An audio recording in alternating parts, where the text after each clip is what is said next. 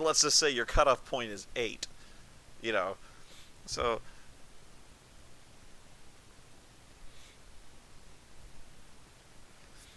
so you're really not interested in a number, are you? You're really only interested in should I play this game or not? And that's what I do. When I do a review, I go, did I like this game or not? And who would, you know, did I like this game or not? And who would like this game or not? You know, that's really all that matters. Yeah, so I think Kotaku's theory. I like the idea of Kotaku. I just think Kotaku's reviewers are a bunch of dingbats. But um, that's that's another tale entirely.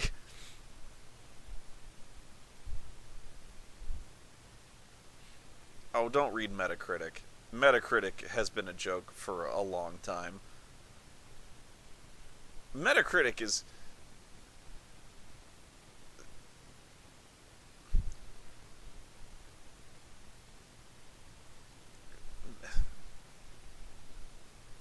Metacritic is meaningless at this point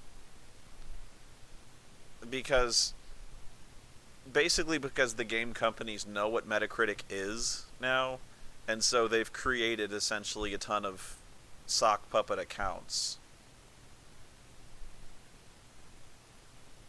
So they create a bunch of sock puppet accounts and give their own ratings to their own games, making Metacritic pointless.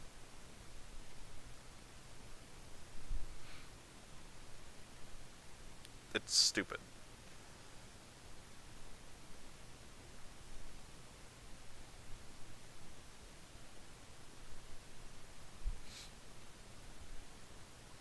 And again, we're dealing with 100 different numerical rating metrics, which are completely incompatible.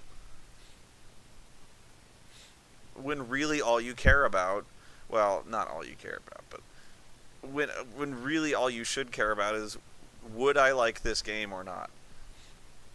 And that's why you follow individual critics is do I relate to this particular critic, and if he or she likes this game, would I like this game? And I think that's all you really care about. Now, I said initially that you may not care about a number system, but that's not entirely true because because people do care about the numbers because they like to argue about numbers. For the same reason people love top 10 lists. Um, it's actually kind of a funny statistic that among all the critics, the videos that really by far get the most views are top tens. If yeah, if I were to do a top 10 video, those would be like if I did those would be like the biggest videos because people love top 10 lists, love them because one, they're like really easy to digest, and two, people like to bitch about top 10 lists. So like if I were to do a top, like just something really really simple, if I were to do a top 10 Japanese RPGs of all time, if I were to do something just as ludicrous as that, and I just if I just shit out a random list just to troll you, um, it would get huge view numbers just because people would watch it and then bitch about how fucking wrong I was. That's why people like top 10 lists.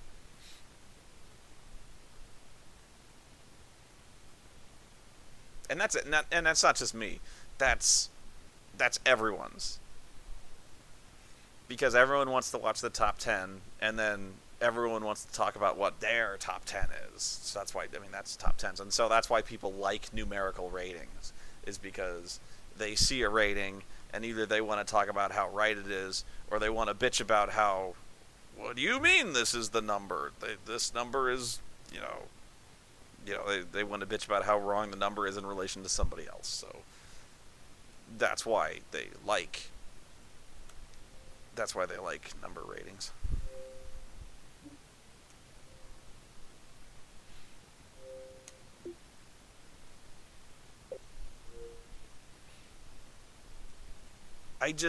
Why don't I do top 10s? I don't really, I don't know. I just don't have any ideas for top 10s. It's not really my style.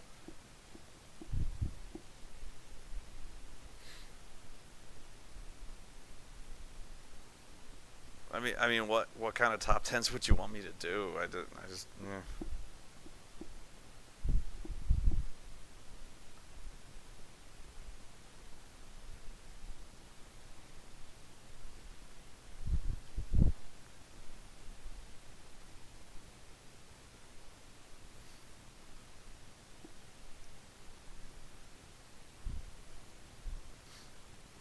Top 10 counter monkey. You have any idea how boring that would be?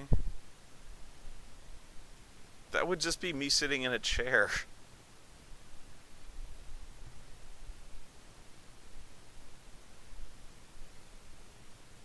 It would. Be like, number 10, me sitting in a chair. Number 9, me sitting in a chair.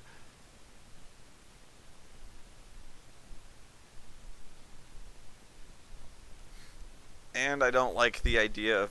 I think I've done a top 10 list of, like, my own moments of a year. And I don't like doing videos about myself. Like, I don't like doing, like, these were the moments about how cool I was this year. And I know I did one, and I actually didn't... I didn't like doing it. Because I'm like, what kind of fucking balls does that take, doing a video about how cool I am?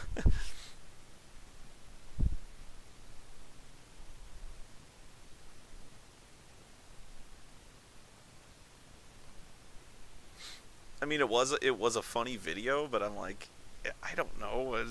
Yeah.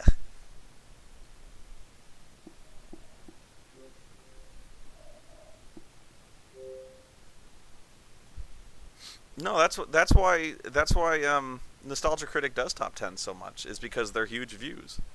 And I'm not saying he's wrong for doing that. I'm saying he's entirely correct for doing them. Entirely correct.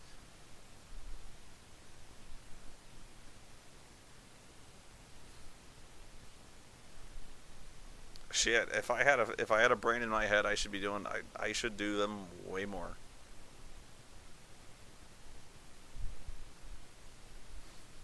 I don't know what I would do. And the thing is, like, if I were to start doing top 10s, it would slow me down from reviews. And I work all the time on doing reviews. And if I did anything other than reviews, then people would complain. You know. So, like, if I was doing top 10s, people would be like, "Why are you fucking wasting our time with top 10s? Do reviews." You know. So, and even when I do vlogs, they're like, "Why are you wasting our time with vlogs? Do reviews." Um, I even do counter monkeys, and people love counter monkeys, but even then, there's like this. It's kind of like half and half. So, like, I do counter monkeys, and about half the people are like, "Why are you making fucking counter monkeys? Do reviews." You know, so I can't make everyone happy, but I try. It's tough.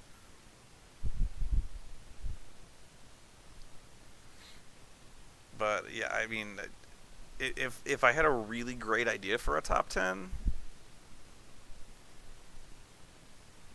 yeah, I'd do it. Nothing has really inspired me.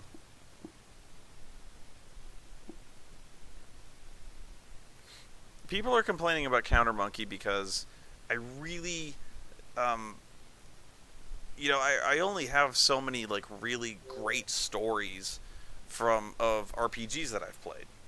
You know, it's not that I'm out of stories. It's that I've really told you like the best ones. You know, like really they don't get much better than the Thieves World story. That was the best one. Past that, like, it was never gonna be. Hang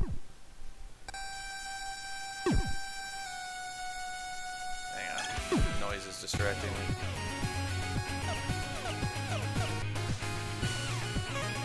Too loud.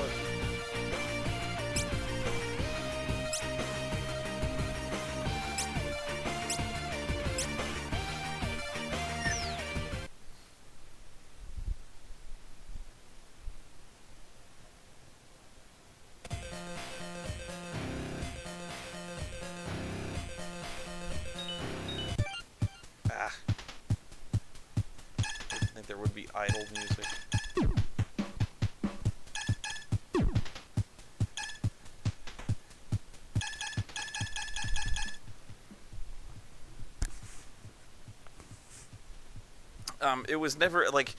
It was never always going to be telling a new story every single time. It just wasn't going to be possible. So like I was always going to have it be eventually moving on to like, talking about DMing stuff and playing stuff and cool things to do about gaming. Ideally I would have it move on to having guests and things like that. I had other ideas, if I had like a huge production budget, I had some really great ideas, but I'm never gonna get. I really don't see myself getting a production budget for this. I mean, I just don't see that happening. But yeah, it was never gonna be me telling an infinite number of stories. Really, I never saw this show taking off as long as it has.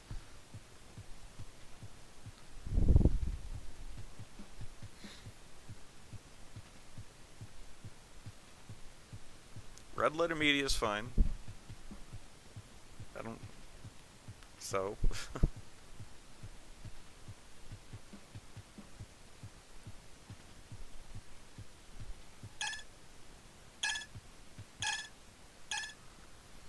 But yeah, I mean, people are complaining about Counter Monkey. They're like, oh, it used to be funny. I get that a lot. It used to be funny.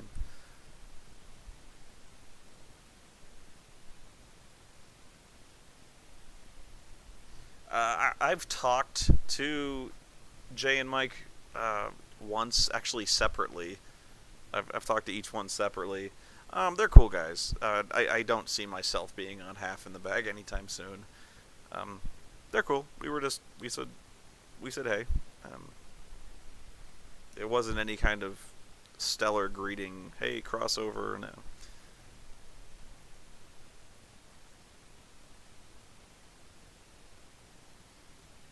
No, I don't know them. We said hey one time.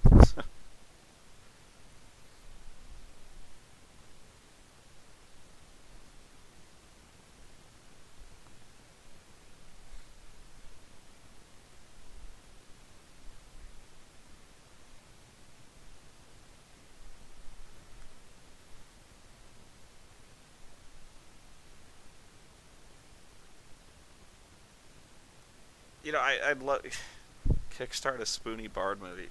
I would love to do a movie, guys. Problem. I don't know anybody. Money is not the only problem in doing a movie.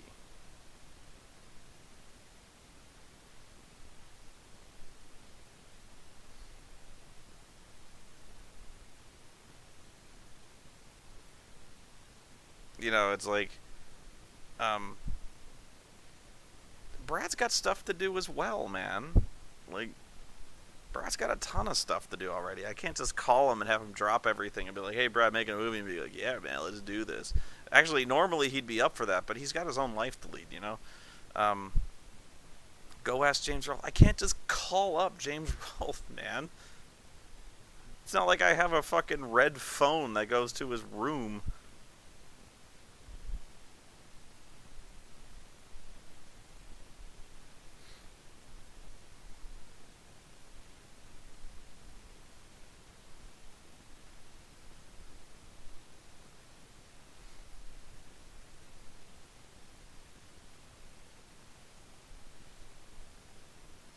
My point is, the Kickstarter is not even like half the problem. You could hand me a sack of money and tell me to make a movie, and I'm like, oh, okay, well, okay, neat. Well, I've got a sack of money and a camera now. Um, well, now I've got a sack of money, and that's cool, but I can't really buy people. I guess I could buy people, but it's people. It's not so much people as I can't really buy people I can trust with money, and that's really more important to me than the money. Is I need people I can trust to help me make the movie. No, ideas. I have ideas. That's no problem. But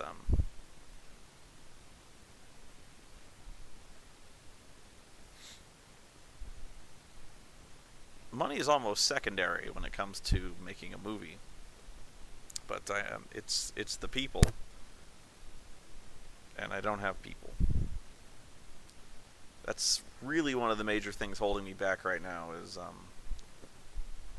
yeah, I really don't have any friends down here, or anywhere really, that that know how to do this shit, and that sucks.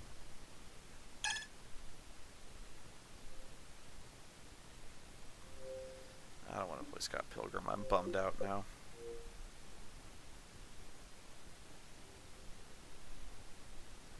Yeah, that's cool, man. He'll be my friend.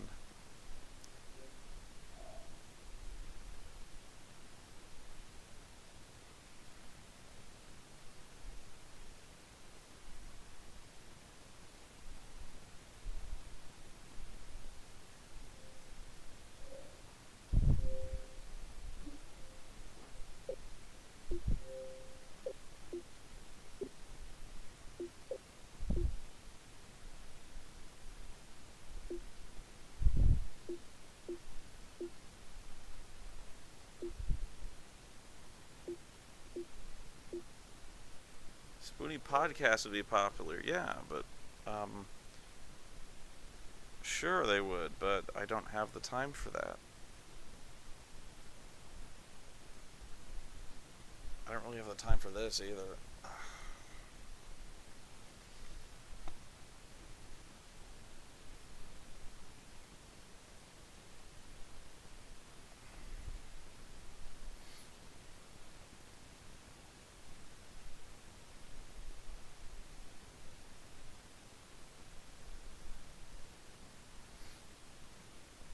Look, when it comes to a movie, my point is, you need it's not just money. It's you need to know people, and I just don't know people, and that's been my problem for years.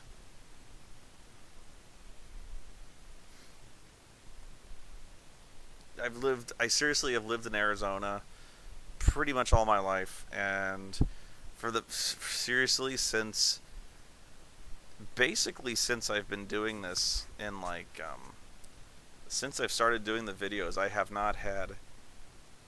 really have not had any friends in the same in the same city um, at all. I have had no friends here, um, much less any friends who do the video production thing.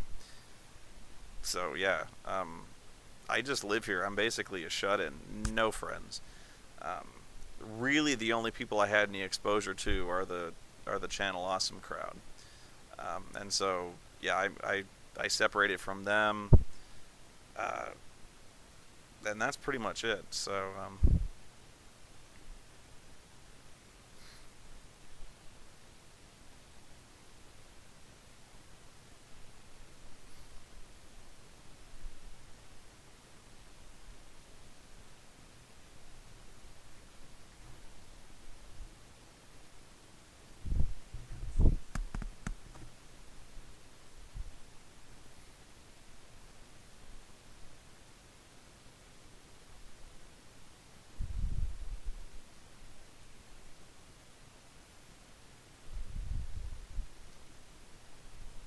checking my email right now. No friends, lots of spam.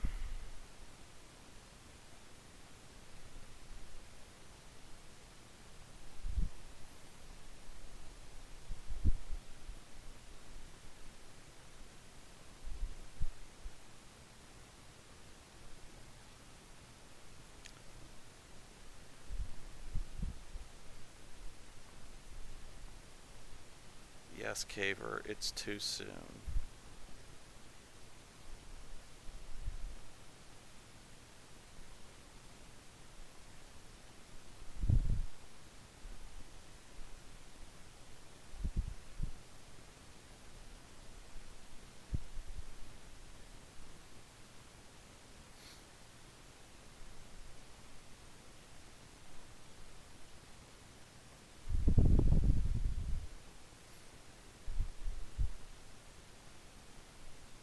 Guys, you know, just because I still talk to Joe and Brad and Linkar and the others doesn't mean I can just pick up the phone and be like, hey, you guys want to start a show together? It doesn't work that way. They've got their own shit to do.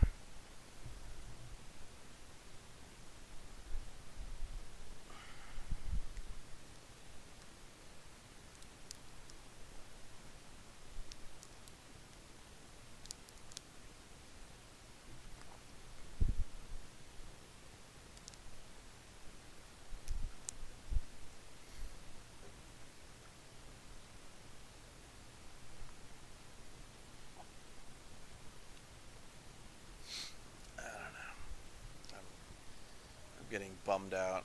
You guys are bumming me out.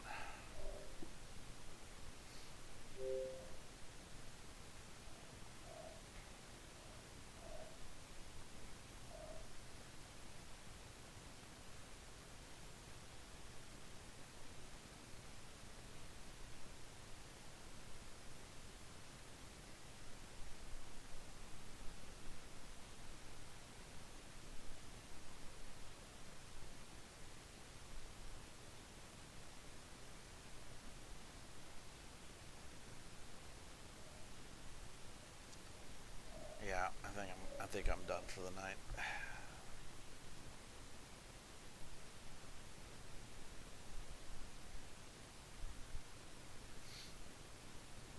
This game sucks.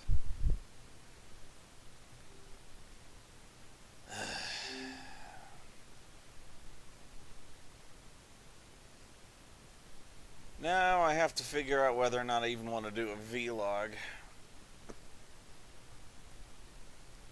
You know, I suppose XCOM. Shit, I almost called it XCOM. I suppose hating the Bureau is pretty safe. Although, now I have to decide if I even want to talk about fucking Saints Row.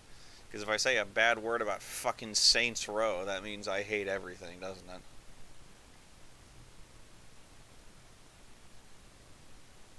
I don't know, I'm whining now. I really, I,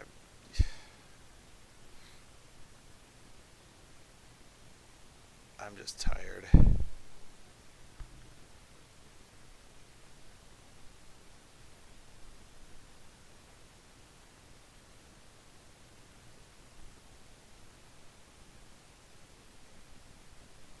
I'm tired of getting my ass kicked online, that's all.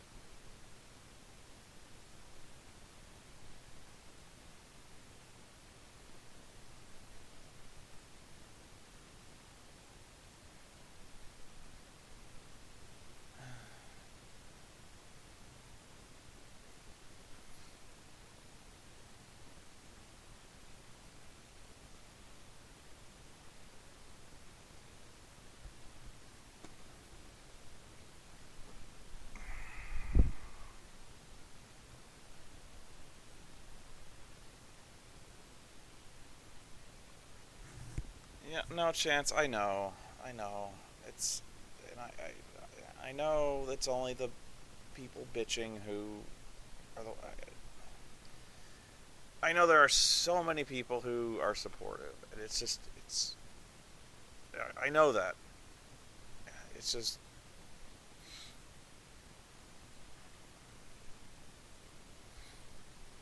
I really do know that. It just beats you down after a while, you know.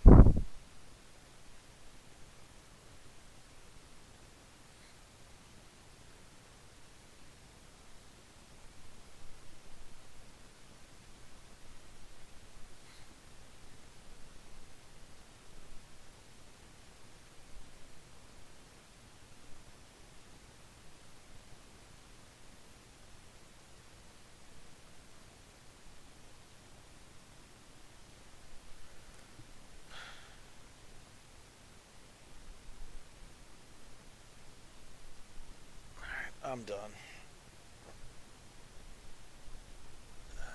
Thanks for watching, guys.